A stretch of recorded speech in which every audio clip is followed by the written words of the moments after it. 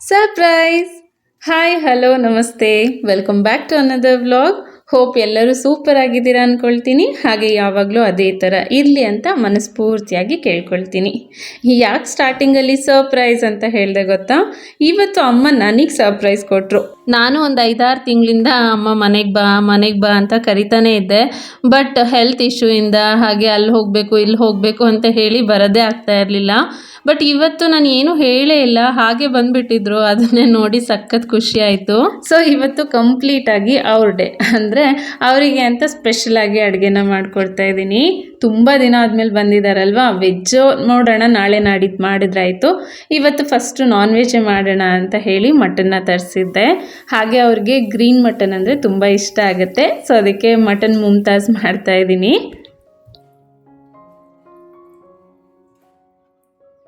ಇವತ್ತು ಮಟನ್ ಸಾಂಬಾರ್, ಪಲ್ಯ ಜೊತೆಗೆ ಈ ಮಟನ್ ಮುಮ್ತಾಜ್ನ ಮಾಡ್ತಾ ಇದ್ದೀನಿ. ಫಸ್ಟು ಮಟನ್ನೆಲ್ಲ ನೀಟಾಗಿ ತೊಳ್ಕೊಂಡು ಇದಕ್ಕೆ ಸ್ವಲ್ಪ ಉಪ್ಪು, ಅರಿಶಿನ, ಮಟನ್ ಮಸಾಲ, ಧನಿಯಾ ಪೌಡರ್ ಅಂದರೆ ಕೊತ್ತಂಬರಿ ಕಾಳು ಪೌಡರ್ನ ಸ್ವಲ್ಪ ಹಾಕಿದ್ದೀನಿ.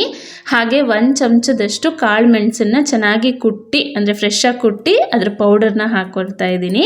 ಪೆಪ್ಪರ್ ಪೌಡರ್ ಇದ್ದರೆ ಅದನ್ನು ಕೂಡ ಹಾಕ್ಬೋದು. ರುಚಿ ಚೆನ್ನಾಗಿರುತ್ತೆ ಈ ರೀತಿ ಕಾಳು ಮೆಣಸಿನ ಪುಡಿನ ಹಾಕಿದ್ರೆ. ಹಾಗೆ ಸ್ವಲ್ಪ ಶುಂಠಿ ಮತ್ತು ಬೆಳ್ಳುಳ್ಳಿ ಪೇಸ್ಟನ್ನು ಹಾಕಿ ಚೆನ್ನಾಗಿ ಮಿಕ್ಸ್ ಮಾಡಿ ಇದನ್ನೊಂದು ಅರ್ಧ ಗಂಟೆ ಮ್ಯಾರಿನೇಟ್ ಆಗೋದಕ್ಕೆ ಎತ್ತಿಟ್ಬಿಡ್ತೀನಿ. ಅಷ್ಟರಲ್ಲಿ ಸ್ವಲ್ಪ ರೈಸು ಜೊತೆಗೆ ಮಟನ್ ಸಾಂಬಾರು ಮತ್ತು ಪಲ್ಯ ಇದೆಲ್ಲದಕ್ಕೂ ರೆಡಿ ಮಾಡ್ಕೊಂಡ್ಬಿಡ್ತೀನಿ. ಹೊಸದಾಗಿ ಮದುವೆ ಆದಾಗಿರಲಿ ಅಥವಾ ಮದುವೆ ಆಗಿ ಒಂದು 10 ವರ್ಷನೇ ಆಗಿರಲಿ, ಅಮ್ಮನ ಮನೆಗೆ ಹೋದ್ವಿ ಅಂದರೆ ಅಮ್ಮ ಎಷ್ಟು ಪ್ರೀತಿಯಿಂದ ನಮ್ಗೆ ಏನೇನೆಲ್ಲ ಇಷ್ಟ ಆಗುತ್ತೋ ಎಲ್ಲದನ್ನೂ ಮಾಡಿಕೊಡ್ತಾರಲ್ವ. ಅದೇ ಥರ ಅಮ್ಮ ನಮ್ಮ ಮನೆಗೆ ಬಂದಾಗ ನಮಗೂ ಅಷ್ಟೇ ಖುಷಿ ಆಗುತ್ತೆ. ಕಲ್ತಿರೋ ಎಲ್ಲ ಹೊಸ ಹೊಸ ಅಡುಗೆನ ಅವ್ರಿಗೆ ಮಾಡಿಕೊಡ್ಬೇಕು, ಟೇಸ್ಟ್ ಹೇಗಿದೆ ಅಂತ ಅವ್ರ ಬಾಯಲ್ಲಿ ಕೇಳಬೇಕು ಅನ್ನೋ ಆಸೆ ಎಲ್ಲ ಮಕ್ಕಳಿಗೂ ಇದ್ದೇ ಇರುತ್ತೆ. ಬಟ್ ಅವ್ರು ಬರೋದೇ 2 ಅಥವಾ 3 ದಿನಕ್ಕೆ, ಮ್ಯಾಕ್ಸ್ ಅಂದರೆ 1 ವಾರಕ್ಕೆ ಬಂದಿರ್ತಾರೆ. ಅಷ್ಟರಲ್ಲಿ ಅವ್ರಿಗೆ ಏನೇನೆಲ್ಲ ಇಷ್ಟ ಆಗುತ್ತೋ ಎಲ್ಲನೂ ಮಾಡಿಕೊಟ್ಬಿಡೋಣ ಅಂತ ಅನಿಸುತ್ತೆ ಅಲ್ವಾ. ಐ ಹೋಪ್ ಎಲ್ಲ ಗರ್ಲ್ಸು ಇದಕ್ಕೆ ರಿಲೇಟ್ ಆಗ್ತಾರೆ. ನೀವು ನಿಮ್ಮ ಅಮ್ಮ ಮನೆಗೆ ಬಂದಾಗ ಯಾವ ಸ್ಪೆಷಲ್ ಅಡುಗೆನ ಮಾಡಿಕೊಡ್ತೀರಾ ಅಂತ ಹೇಳಿ ಕಮೆಂಟ್ ಮಾಡಿ. ಇದೆಲ್ಲ ಪ್ರಿಪ್ರೇಷನ್ ಮಾಡ್ಕೊಳ್ಳೋ ಅಷ್ಟರಲ್ಲೇ ಅನ್ನಕ್ಕೆ ಇಟ್ಬಿಟ್ರೆ ಒಂದು ಸೈಡಲ್ಲಿ ಅದು ಕೂಡ ಆಗಿಬಿಡತ್ತೆ ಅಂತ ರೈಸ್ಗೆ ಇಟ್ಟಿದ್ದೀನಿ. ಮೊನ್ನೆ ಒಬ್ಬರು ಕಮೆಂಟ್ ಮಾಡಿ ಕೇಳ್ತಾ ಇದ್ವಿ, ಅಕ್ಕ ನೀವು ಕುಕ್ಕರಲ್ಲೇ ಅನ್ನಕ್ಕೆ ಇಡ್ತೀರಾ ಬಟ್ ಲಿಡ್ನ ಯಾಕೆ ಕ್ಲೋಸ್ ಮಾಡಲ್ಲ ಅಂತ. ಆ್ಯಕ್ಚುಲಿ ನಾನು ಲಿಡ್ನ ಯೂಸ್ ಮಾಡೋದು ಲಾಸ್ಟಲ್ಲಿ ದಮ್ ಮಾಡೋದಕ್ಕಷ್ಟೇ, ಅದು ಪಲಾವ್ಗಾಗಿರಲಿ ಅಥವಾ ನಾರ್ಮಲ್ ಈ ರೀತಿ ರೈಸ್ಗಾಗಿರಲಿ. ಯಾಕೆ ಅಂದರೆ ಪ್ರೆಷರ್ ಕುಕ್ಕರಲ್ಲಿ ಅಡುಗೆ ಮಾಡಿದಾಗ ಅದರಲ್ಲಿರೋಂಥ ನ್ಯೂಟ್ರಿಯೆಂಟ್ಸ್ ಎಲ್ಲ ಹೋಗಿಬಿಡುತ್ತೆ ಅಂತ ಹೇಳ್ತಾರೆ. ಜೊತೆಗೆ ಕುಕ್ಕರಲ್ಲಿ ಮಾಡಿರೋಂಥ ಅನ್ನ ತುಂಬ ಮೆತ್ತಗಾಗುತ್ತೆ ಅಲ್ವಾ, ಅದು ನಮ್ಮ ಮನೇಲಿ ಯಾರಿಗೂ ಇಷ್ಟ ಆಗೋದಿಲ್ಲ. ಜೊತೆಗೆ ಸಣ್ಣ ಊರಿನಲ್ಲಿ ಇಟ್ಟು ಮಾಡಿದ್ರೆ ಅಡುಗೆ ತುಂಬ ರುಚಿಯಾಗಿರುತ್ತೆ, ಹಾಗೆಯೇ ಹೆಲ್ತಿಗೂ ಒಳ್ಳೆಯದು ಅಂತ ಹೇಳಿ ನಾನು ಈ ರೀತಿ ಫಾಲೋ ಮಾಡ್ತೀನಿ. ಬಟ್ ಬೇಳೆನ ಬೇಯಿಸುವಾಗ ಅಥವಾ ಈ ರೀತಿ ಮಟನ್ ಬೇಯಿಸ್ಕೊಳ್ಳುವಾಗ ಕುಕ್ಕರ್ನ ಯೂಸ್ ಮಾಡ್ತೀನಿ. ಈಗ ಒಂದು ದೊಡ್ಡ ಕುಕ್ಕರಲ್ಲಿ ಸ್ವಲ್ಪ ಎಣ್ಣೆ ಹಾಕಿ ಅದರಲ್ಲಿ 1-2 ಈರುಳ್ಳಿನ ದೊಡ್ಡದಾಗಿ ಕಟ್ ಮಾಡಿ ಹಾಕಿದ್ದೀನಿ. ಜೊತೆಗೆ ಒಂದಿಷ್ಟು ಹಸಿಮೆಣಸಿನ್ಕಾಯಿ ಹಾಗೆ ಗೋಡಂಬಿನೂ ಕೂಡ ಹಾಕಿ ಲೈಟಾಗಿ ಫ್ರೈ ಮಾಡಿಕೊಂಡು ಅದ್ರ ಜೊತೆ ಈಗ ನಾನು ತೋರಿಸಿದ್ನಲ್ವ ಅಷ್ಟು ಮಸಾಲನೂ ಹಾಕಿ ಇದೆಲ್ಲದನ್ನೂ ಲೈಟಾಗಿ ಫ್ರೈ ಮಾಡಿಕೊಂಡು ಈ ರೀತಿ ಒಂದು ಪ್ಲೇಟಲ್ಲಿ ಎತ್ತಿಡ್ತಾ ಇದ್ದೀನಿ. ಇದು ಕಂಪ್ಲೀಟಾಗಿ ತಣ್ಣಗಾದ್ಮೇಲೆ ಇದನ್ನು ಮಿಕ್ಸಿ ಮಾಡ್ಕೋಬೇಕು. ಅಷ್ಟರಲ್ಲಿ ಉಳಿದಿರೋ ಎಣ್ಣೆನಲ್ಲೇ ಮತ್ತೆ 1-2 ಚಮಚದಷ್ಟು ತುಪ್ಪನ ಹಾಕಿ ಇದರಲ್ಲಿ ಚೆನ್ನಾಗಿ ಮ್ಯಾರಿನೇಟ್ ಆಗಿರೋ ಅಂಥ ಮಟನನ್ನು ಹಾಕಿ ಫಸ್ಟು ಒಂದು 10 ನಿಮಿಷ ಚೆನ್ನಾಗಿ ಹಾಗೇ ಫ್ರೈ ಮಾಡ್ಕೋಬೇಕು. ಮಟನಿಂದ ಎಣ್ಣೆ ಅಂಶ ಎಲ್ಲ ಬಿಟ್ಕೊಂಡ್ಮೇಲೆ ಆಮೇಲೆ ನಾವು ಇದಕ್ಕೆ ಸ್ವಲ್ಪ ನೀರನ್ನೆಲ್ಲ ಹಾಕಿ ಚೆನ್ನಾಗಿ ಬೇಯಿಸ್ಕೋಬೋದು.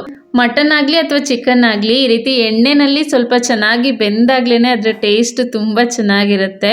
ಇನ್ನು ನಮ್ಮೂರ ಸೈಡೆಲ್ಲ ಎಣ್ಣೆ ಖಾರ ಅಂತ ಹೇಳಿ ಮಾಡ್ತೀವಿ, ಅದಂತೂ ಸಖತ್ತಾಗಿರುತ್ತೆ. ಆ್ಯಕ್ಚುಲಿ ನಾನು ಲಾಸ್ಟ್ ವೀಡಿಯೋನಲ್ಲಿ ಒಂದರಲ್ಲಿ ಅದರ ರೆಸಿಪಿ ಶೇರ್ ಮಾಡಿದ್ದೆ, ಹಾಗಾಗಿ ಇವತ್ತು ಅದರ ರೆಸಿಪಿನ ನಾನು ಶೂಟ್ ಮಾಡ್ಕೊಳ್ಳಿಲ್ಲ.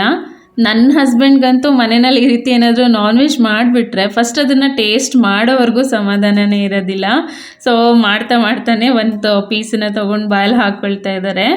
ಇದಕ್ಕೆ ಸ್ವಲ್ಪ ಬಿಸಿನೀರು ಹಾಕಿ ಈಗ 1-2 ವಿಷಲ್ ಅಷ್ಟೇ ಬರೆಸ್ಕೊಳ್ತೀನಿ. ಅಷ್ಟರಲ್ಲಿ ಇದಕ್ಕೆ ಮಸಾಲ ರೆಡಿ ಮಾಡ್ಕೊಳ್ಳೋದಕ್ಕೆ ಹುರಿದಿಟ್ಕೊಂಡಿರೋದನ್ನೆಲ್ಲ ಒಂದು ಮಿಕ್ಸಿ ಜಾರಲ್ಲಿ ಹಾಕ್ಕೊಂಡು ಅದ್ರ ಜೊತೆ 1 ಕಪ್ಪಷ್ಟು ಮೊಸರು ಹಾಗೆ ಸ್ವಲ್ಪ ಕೊತ್ತಂಬರಿನ ಹಾಕಿ ಚೆನ್ನಾಗಿ ಫೈನ್ ಪೇಸ್ಟನ್ನ ಮಾಡಿ ಎತ್ತಿಟ್ಕೊಳ್ತೀನಿ. 2 ವಿಷಲ್ ಆಯಿತು, ಜೊತೆಗೆ ಪ್ರೆಷರ್ ಕೂಡ ಚೆನ್ನಾಗಿ ರಿಲೀಸ್ ಆಗಿದೆ. ಈಗ ಲಿಡ್ಡನ್ನು ಓಪನ್ ಮಾಡಿ ರುಬ್ಕೊಂಡಿರೋ ಪೇಸ್ಟನ್ನು ಇದಕ್ಕೆ ಹಾಕಿ ಮತ್ತೆ ಇದನ್ನು ಒಂದು 5ರಿಂದ 10 ನಿಮಿಷ ಚೆನ್ನಾಗಿ ಕುದಿಸ್ಬೇಕು. ಮಟನ್ ಚೆನ್ನಾಗಿ ಫ್ರೆಶ್ ಆಗಿತ್ತು ಅಂದರೆ ಜಸ್ಟ್ 2 ವಿಷಲ್ ಸಾಕಾಗುತ್ತೆ. ಬಟ್ ಕೆಲವೊಂದು ಸಾರಿ ಮಟನ್ ತುಂಬ ಹಾರ್ಡ್ ಇರುತ್ತೆ ಅಲ್ವಾ, ಆ ಟೈಮಲ್ಲಿ 4ರಿಂದ 5 ವಿಷಲ್ ಬೇಕಾಗತ್ತೆ. ಇವತ್ತು ಜಸ್ಟ್ 2 ವಿಷಲ್ಗೆ ಮಟನ್ ತುಂಬಾ ಚೆನ್ನಾಗಿ ಬೆಂದಿತ್ತು. ಈಗ ಮಸಾಲೆ ಎಲ್ಲ ಹಾಕಿ ಅದನ್ನು ಒಂದು 10 ನಿಮಿಷದವರೆಗೂ ಬೇಯಿಸ್ಕೊಳ್ತೀನಿ.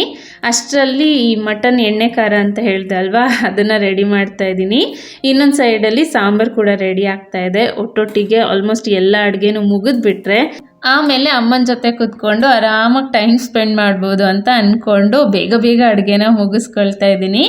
ಸೊ ಇದು ಚೆನ್ನಾಗಿ ಕುದ್ದಿದೆ ಅಲ್ವಾ, ಈ ಟೈಮಲ್ಲಿ ಇದಕ್ಕೆ ಸ್ವಲ್ಪ ಕಸೂರಿ ಮೇಥಿ ಹಾಗೆ ಒಂದೇ ಒಂದು ಹಸಿ ಮೆಣಸಿನ್ಕಾಯಿನ ಕಟ್ ಮಾಡಿ ಹಾಕಿ ಕಟ್ ಮಾಡ್ಕೊಂಡಿರೋವಂಥ ಕೊತ್ತಂಬರಿನ ಹಾಕಿದ್ದೀನಿ. ಮೇಲ್ಗಡೆ ಒಂದೇ ಒಂದು ಚಮಚ ತುಪ್ಪನೂ ಕೂಡ ಹಾಕಿದ್ದೀನಿ. ಸ್ಟಾರ್ಟಿಂಗಲ್ಲೂ ತುಪ್ಪ ಹಾಕ್ಕೊಂಡು ಇವಾಗಲೂ ಹಾಕಿದ್ರೂ ಚೆನ್ನಾಗಿರುತ್ತೆ, ಅಥವಾ ಒನ್ ಟೈಮ್ ಯಾವುದಾದ್ರೂ ಸ್ಕಿಪ್ ಮಾಡ್ಕೋಬೋದು. ಟೇಸ್ಟ್ ಅಂತೂ ತುಂಬಾ ಚೆನ್ನಾಗಾಗಿತ್ತು. ಮುದ್ದೆಗಂತೂ ಸಖತ್ ಕಾಂಬಿನೇಷನ್ ಅಂತಲೇ ಹೇಳ್ಬೋದು.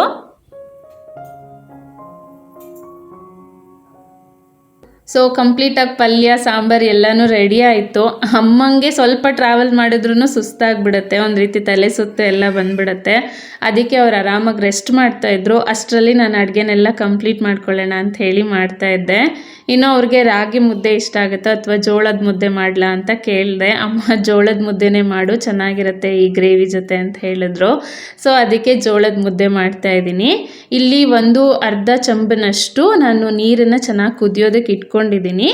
ಅಷ್ಟರಲ್ಲಿ ಒಂದು ಬೌಲಲ್ಲಿ ಸ್ವಲ್ಪ ಜೋಳದ ಹಿಟ್ಟನ್ನು ಈ ರೀತಿ ನೀರಲ್ಲಿ ಮಿಕ್ಸ್ ಮಾಡ್ಕೊಂಡಿದ್ದೀನಿ, ಗಂಟಿಲ್ದೇ ಇರೋ ರೀತಿ. ಈಗ ಇದನ್ನು ಸ್ವಲ್ಪ ಸ್ವಲ್ಪನೇ ಕುದೀತಾ ಇರೋಂಥ ನೀರಿಗೆ ಹಾಕಿ ಕೈ ಬಿಡ್ದೇನೆ ಮಿಕ್ಸ್ ಮಾಡ್ತಾ ಇರಬೇಕು.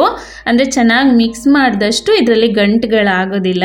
ಈ ರೀತಿ ಚೆನ್ನಾಗಿ ಇದು ಕುದೀತಾ ಇದೆ ಅಂದಾಗ ಮೇಲ್ಗಡೆ ಒಂದು ಲಿಡ್ಡನ್ನು ಮುಚ್ಚಿ ಮತ್ತೆ ಒಂದು 2ರಿಂದ 3 ನಿಮಿಷ ಇದನ್ನು ಕುದಿಸ್ಕೊಂಡ್ರೆ ಈ ಸ್ಲರಿ ಎಲ್ಲ ಚೆನ್ನಾಗಿ ಕುದ್ದಿರುತ್ತೆ.